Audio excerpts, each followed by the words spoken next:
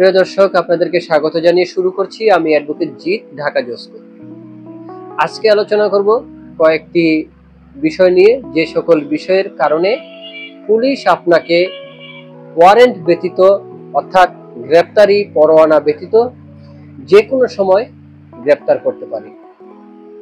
আপনারা অনেকে ভাবেন যে ভেবে থাকেন কিংবা আমাদেরকে অনেক সময় প্রশ্ন করেন, আচ্ছা আমার বিরুদ্ধে তো কোনো ওয়ারেন্ট জারি হয়নি, তাহলে পুলিশ কেন আমাকে গ্রেপ্তার করবে? আপনাকে পুলিশ গ্রেপ্তার করতে পারে, সেটি ফৌজদারি কার্যবিধির 54 ধারা অনুযায়ী, ফৌজদারি কার্যবিধির 151 ধারা অনুযায়ী এবং আরো অনেক এরকম ধারা রয়েছে যার বিধানাবলী সাপেক্ষে পুলিশ আপনাকে গ্রেপ্তার করতে পারে। কোনো ওয়ারেন্ট সেক্ষেত্রে লাগবে না।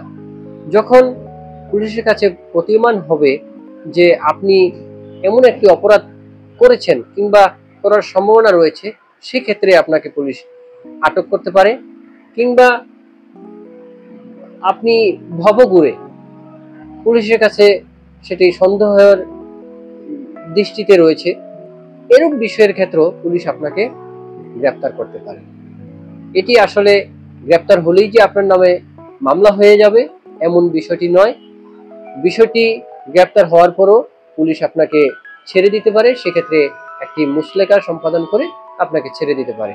কিন্তু যদি পুলিশ মনে করে আপনার বিরুদ্ধে তদন্ত চলমান রয়েছে কিংবা এমন কোনো তদন্ত বা আপনার জবাব পুলিশের কাছে সন্তোষজনক না হলে পুলিশ মামলা দায়ের করে বিজ্ঞ আদালতে প্রেরণ করতে পারে।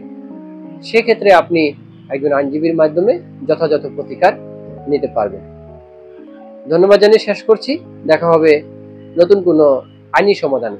ভালো থাকবেন। চোখ রাখবেন আইন 360 ডিগ্রি চ্যানেলে।